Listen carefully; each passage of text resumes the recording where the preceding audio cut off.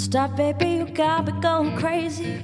You're heavier than I knew. You two know each other. We used to work at Sutherland. Oh, okay. Yeah. What campaign were you on? What campaign was it? Yeah, Taking USA. photos of me, Erica? Yes. You are, aren't you? Yes. Stay inside our bubble with all of your troubles. You're a black hole. Hey guys, so I just got home and I just want to give you guys a kind reminder to at least have common courtesy and be respectful to a lot of the essential workers right now. I understand it's been a collective frustration with a lot of things, but even with simple protocols such as putting on your mask, just smile and say, have a good day as well, you know? Because I noticed the energy shift in a lot of their body language when they're done processing your transaction or, you know, completing whatever service that you request. And these folks are tired and drained.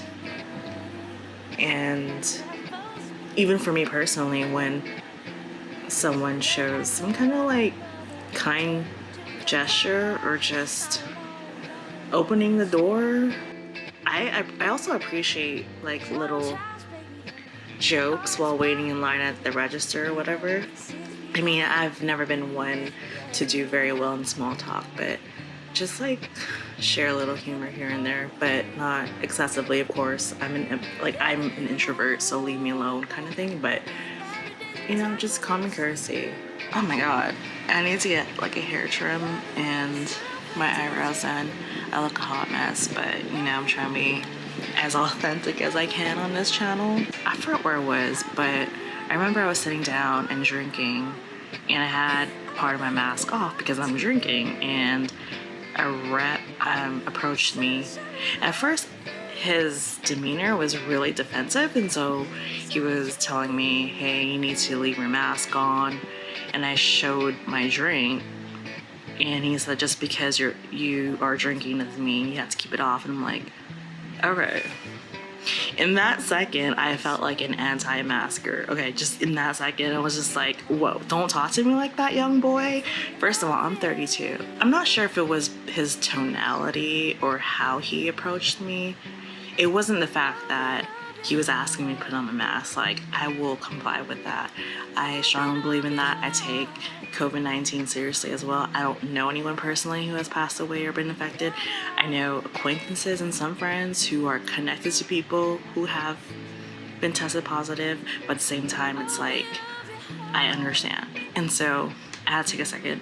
And then he mentioned that I know it's annoying as fuck, but I mean, it's what we have right now. And I noticed, I don't know if it was my body language that he noticed because his tone changed. And then I just told him, you know what, it's cool, I understand, you know? And he's like, I'm sorry, like, yeah, it's just like, we gotta do this. Okay, thank you. Because obviously there's a lot of negative reactions when they ask people to put on their masks, and I get that, and I can't assume that, you know, he can tell I wouldn't mind, you know? And so it just reminded me of how sensitive I am to tonality and how sensitive I am to someone's body language plus their tonality, that I forget the message that is trying to be relayed.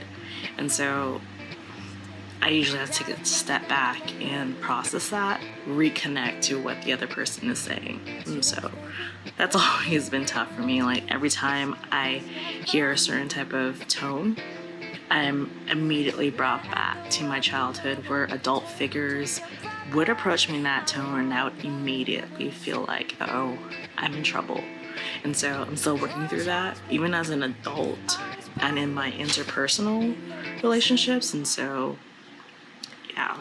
Got all the answers, still know nothing at all.